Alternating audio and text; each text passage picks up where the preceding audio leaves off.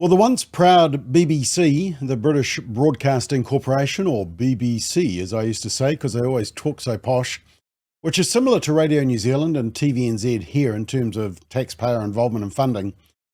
The BBC is a sad corpse of its once grand self. As I often say, credibility is hard won, but it is so easily lost. And in my view, the BBC is now beyond redemption. They've been called out by other media for blatant bias of not only President Trump, but also their Gaza coverage. Let's check it out.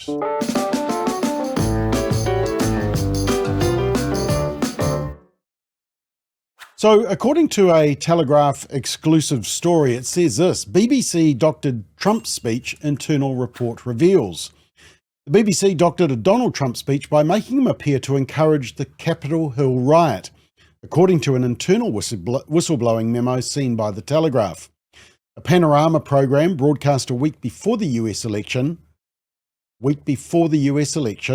completely misled viewers by showing the president telling supporters he was going to walk to the Capitol with them to fight like hell, when in fact he said he would walk with them to peacefully and patriotically make your voices heard. The mangled footage was highlighted in a 19-page dossier on BBC bias, which was compiled by a recent member of the Corporation Standards Committee and is now circulating in government departments.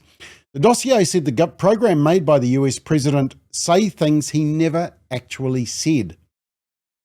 By splicing together footage from the start of his speech with something he said nearly an hour later. It claimed senior executives and the BBC's chairman had ignored and dismissed a string of serious complaints raised by the corporation's own standards watchdog. Well, let's have a watch. They played the following clip. We're going to walk down to the Capitol, and I'll be there with you, and we fight. We fight like hell. But Trump didn't, in fact, say this at all. The BBC spliced together two clips that took place 54 minutes apart. So let's go through it again. We're going to walk down to the Capitol, and I'll be there with you. Now, see there, between Capitol and, that's a cut. Here's what Trump actually said. We're going to walk down to the Capitol, and we're going to cheer on our brave senators and congressmen and women. It's different. It wasn't until nearly an hour later that he then said the second part of the BBC's version. We're going to walk down to the Capitol, and we fight. We fight like hell. Wow. Here's another presentation of it. We're going to walk down to the Capitol, and I'll be there with you, and we fight. We fight like hell. We're going to walk down to the Capitol, and we're going to cheer on our brave senators and congressmen and women. Yeah, that is appalling, isn't it? But it's not the only distortion of Trump. In fact, they argue that it happened at least 9 other times. Aside from a panorama documentary which doctored Donald Trump's 2021 speech, which I've just showed you, the author of a letter sent to BBC board members highlights 9 other alleged examples. In the letter, Michael Prescott, they include amplifying a rogue poll that favoured Kamala Harris. I'll come back to that one. Giving excessive coverage to Mr. Trump's comments about people eating pets, and dwelling too much on Harris campaign issues while failing to grasp issues that appealed to Trump supporters. In the letter, Michael Prescott, who until June sat on the BBC's editorial guidelines and standard committee, said that, quote, one of the most misrepresented comments of the presidential campaign was made by Mr. Trump about his Republican critic Liz Cheney, who campaigned for Kamala Harris despite being a former member of the House Republican Conference. Now, I'll come back to that Liz Cheney one in a second, because it wasn't just the BBC who were fake newsing that one. It was New Zealand media as well. The report continues, the BBC ignored its own guidelines about not giving undue weight to a single poll and gave excessive coverage to a rogue poll conducted in Iowa days before the election that suggested Ms. Harris was on course for victory in the state. It was a key state, swing state. The poll dominated coverage in the days before polling day, while other polls that contradicted its findings were underplayed. Well, in fact, New Zealand was doing the same. Our New Zealand media, they got very excited. News Talk ZB up the top there, Radio New Zealand down the left, Stuff on the right. The proclamations were loud. Harris beating Trump, Harris ahead. Next minute, 56% to Trump, 42% to Harris. Not even close team. Nobody in the media thought to check whether this was a complete outlier to every other poll saying the opposite. The media were just too excited because they loved the narrative. It continues and says, the BBC focused too heavily on campaign issues promoted by Ms. Harris, such as abortion and women's rights, at the expense of giving greater weight to the economy, immigration and employment, which proved to be a significant factor in how people voted. Coverage of Mr. Trump's May 2024 convictions for falsifying records often failed to highlight that many US prosecutors are political appointees. The media are talking a lot about that at the moment, aren't they? Which meant viewers did not have a good understanding of the so-called lawfare at play during the election campaign. But here's the clanger. The internal review of BBC coverage couldn't find a single program that looked more critically at Harris and her record than Trump. Not one. I mean, that is a shocker. But does that surprise you?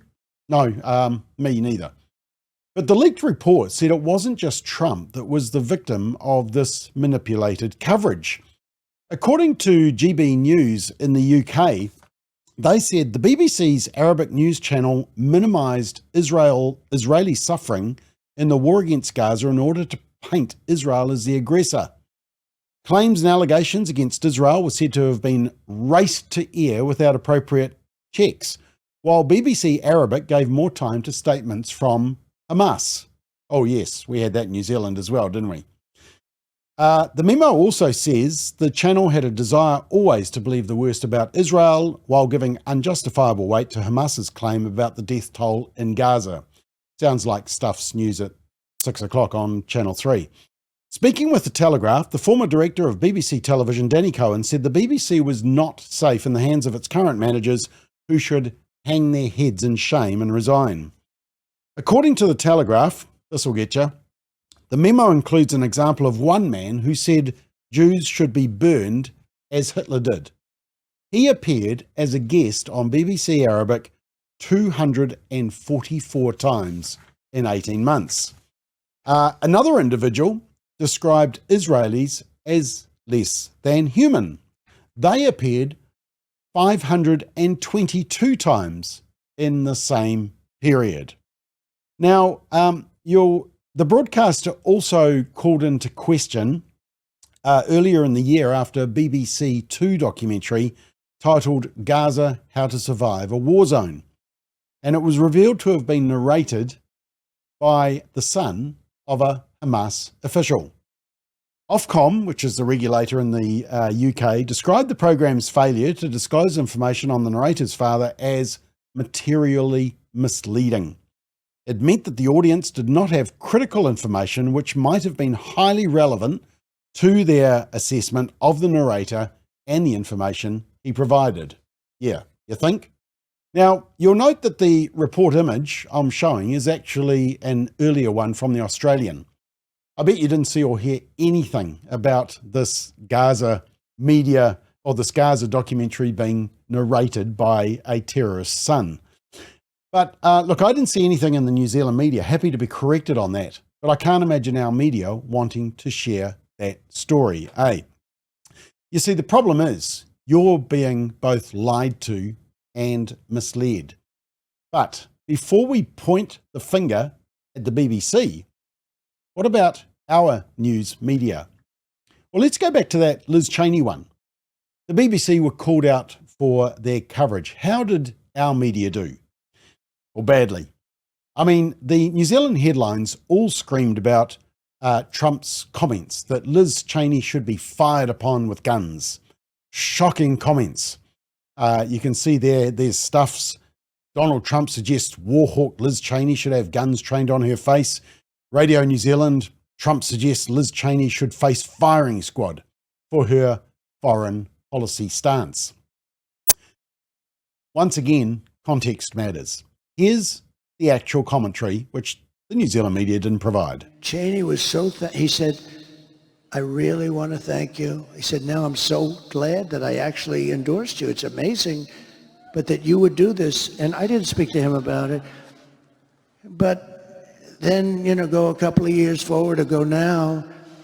And I don't blame him for sticking with his daughter, but his daughter is a very dumb individual, very dumb. She's a radical war hawk. Let's put her with a rifle standing there with 9 barrels shooting at her, okay? Let's see how she feels about it. When the guns are trained on her face. They're all war hawks when they're sitting in Washington in a nice building saying, oh, gee, let's send 10,000 troops right into the mouth of the enemy. But she's a stupid person. And I used to I'd have meetings with a lot of people, and she always wanted to go to war with people. Yeah, okay. So that's it in context. Now let's watch 3 News' coverage and watch when they cut the coverage. The Attorney General of Arizona says her office is looking into whether comments by Donald Trump about training guns on Liz Cheney are a death threat under state law. Cheney, a former congresswoman and the daughter of former Vice President Dick Cheney, is one of the highest profile Republicans to endorse Kamala Harris, even joining her on the campaign trail. ITV's Robert Moore reports. But Trump is also facing a fierce backlash from comments he made last night when he attacked Joe Biden with vulgarity. And he said, we will stop MAGA, we're going to... I said, listen, you stupid... And then he suggested his old Republican nemesis Liz Cheney should be put in the line of fire. She's a radical war hawk. Let's put her with a rifle standing there with 9 barrels shooting at her, okay? Let's see how she feels about it. When the guns are trained on her face. In recent weeks, Liz Cheney... That was convenient, wasn't it? Didn't leave that in context. Now let's watch One News' coverage with Jack Tame. Again, watch when they cut the coverage. In Dearborn, Michigan today, Donald Trump met with his Arab American supporters. We look to a Trump presidency with hope, envisioning a time where peace flourishes, particularly in Lebanon and Palestine. But while Trump is promising peace and stability in the Middle East, he's taking aim at former Republican Congresswoman Liz Cheney. She's a radical war hawk. Let's put her with a rifle standing there with 9 barrels shooting at her, okay? Let's see how she feels about it. When the guns are trained on her face. As a Congresswoman, Liz Cheney voted to impeach Donald Trump for his role in the January 6th attack. Now, she and her former Vice President father... Yeah, how convenient, eh? Now, another example, on TVNZ's Q&A, funded by the taxpayer, by you, by the way, there was a feature on the US election. And here was the intro to a feature interview. Now, the interview was entitled, US Faces Chaos If Trump Wins Second Term. Here's the intro to the expert that they're going to interview. Republican staffer for George W. Bush and staff writer at The Atlantic magazine, David Frum is a celebrated observer and analyst of national politics and global affairs. We sat down in his office and I asked him to assess the state of the race. Yeah, now what they didn't tell you, apart from a minor comment well into the interview, is that he has always opposed Trump. He's described as a celebrated observer, but he's the founding member of Never Trump Lobby Group. He's the author of Trumpocracy, The Corruption of the American Republic. He voted for Hillary in 2016 and his magazine endorsed Biden in 2020. I mean, that's kind of relevant information, isn't it? Another example is some Elon Musk derangement syndrome from One News that I've talked about previously. And, well, it was all over the media, New Zealand Herald as well. Media couldn't get enough of this Nazi salute from Elon Musk. Once again, in context, let's watch the full bit of coverage just so you see what Musk is like on stage.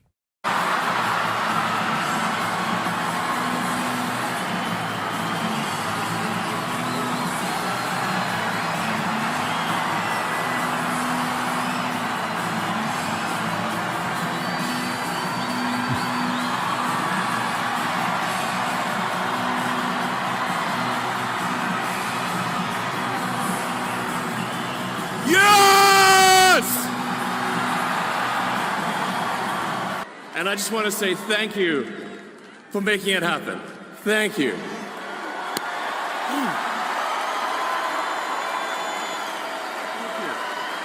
My heart goes out to you. It is thanks to you that the future of civilization is assured. Thanks to you. Okay, so slightly quirky, eh? But let's watch One News, our state broadcaster. And as you watch this clip, apart from the fact that Musk does a number of quirky things that normal people don't do, watch when One News stops the coverage and the reporter comes back in. While celebrating President Trump's inauguration, Elon Musk used this hand gesture. Thank you. Sparking outrage and speculation online. Some users on his platform X have likened it to a Nazi salute. Others say he was expressing his heartfelt thanks. Yeah, once again, very convenient. Of course, don't show One News this or this. There was no major news items on these ones. Yeah, funny that. Not quite sure why that was. Another appalling example was News Hub's coverage of Posey Parker. And Andrew Doyle from GB News in the UK called out News Hub, TV3, the old News Hub, for their blatant misrepresentation. Have a watch, especially of the hand signal linked to white supremacists. Immigration New Zealand has decided to allow the controversial anti-trans campaigner known as Posey Parker into New Zealand. They reviewed her case on safety grounds after her rally in Melbourne attracted neo-Nazis. Now, it is true that there were neo-Nazis at the Let Women Speak rally in Melbourne, but as the Australian Jewish Council noted, these were thugs who saw an opportunity to hijack the event for their own publicity. In fact, the neo-Nazis were clashing with Socialist Alliance, a supposedly anti-fascist group, who nonetheless seemed to be more concerned with shutting down a women's gathering than confronting, the actual fascists. And yet, because these opportunistic neo-Nazi miscreants had gatecrashed the event, the Australian media conflated them with the women, claiming that they were allies. Because, of course, fascists are well known for their profound concern for women's safeguarding. Anyway, let's get back to News Hub and their incredibly sophisticated journalism. Okay, so that was the first call out that they made against News Hub. Here's the second. Musk has issued direct threats to the Prime Minister. I'll tell you what, Chris. Using a hand signal linked to white supremacists, which we've chosen to blur. Revoke my visa. At your peril. Wait, what? Kelly J. Keane has previously described white supremacy and racism as having no place in a civilized society. So if she was lying about that and wanted to keep her evil views secret, why would she start making overt white power gestures with her hand? None of this makes sense until you take away the blurring effect that News Hub have put on the clip. News Hub would like you to believe that this is the OK symbol, which has been co-opted by certain far-right groups. But when you watch the original footage, you can see she's just adjusting the zip on her top. Let me just tell you this. Revoke my visa. At your peril. But of course, by blurring it out, News Hub can make it look a lot more sinister. As the commentator and podcaster Stephen Knight pointed out on his latest Substack, in that same video, Keane goes on to defend the speech rights of Maori women. As Knight puts it, that's an odd flex for someone intending to signal to their white supremacist supporters. Of course... Yeah, exactly right. All right, one more example.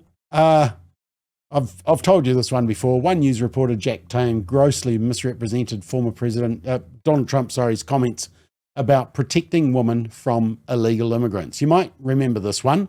Once again, here it is in complete context. Kamala has imported criminal migrants from prisons and jails from insane asylums and mental institutions all over the world, from Venezuela to the Congo, including savage criminals who assault, rape, and murder our women and girls.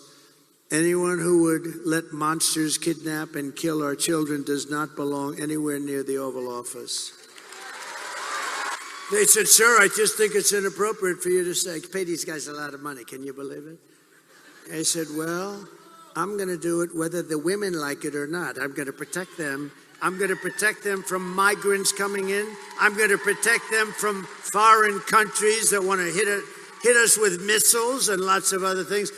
Yeah, okay. So it's pretty clear. Going to protect women from illegal immigrants, whether the women like it or not, likely referring to Kamala and others who are all for open borders. Now, watch One News's coverage. Note when they stop the coverage. In Donald Trump. I want to protect the women of our country.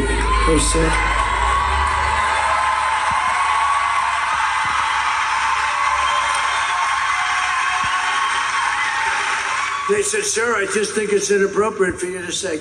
I said, well, I'm going to do it whether the women like it or not. I'm going to protect them. After Trump's comments around reproductive rights in Wisconsin last night, Kamala Harris was quick to pounce. Comments around reproductive rights. Alrighty then. Now, not only was it One News, Jack Tame, but it was also Stuff's coverage as well, with one of the world's worst reporters, Andrea Vance, you know, the one that uses the C word. And somehow she was able to link immigration with abortion. Go figure. Harris is also courting women in both parties with a message centred on freedom and reproductive rights, criticising Donald Trump for saying he would protect women whether they like it or not. They said, sir, I just think it's inappropriate for you to say, pay these guys a lot of money. Can you believe it? I said, well, I'm going to do it whether the women like it or not. I'm going to protect them. I'm going to protect them from migrants coming in. Kamala Harris is using Donald Trump's comments as a rallying cry. She said that the former president doesn't understand women's rights and ability to make decisions about their own lives and their own bodies. Trump's comments were not about reproductive rights, end of. But that was the narrative being pushed by the mainstream media, and that's cue for outrage from their favourite candidate, Kamala Harris. As soon as Trump says woman, the narrative is abortion. Ironically, these same people can't define what a woman actually is.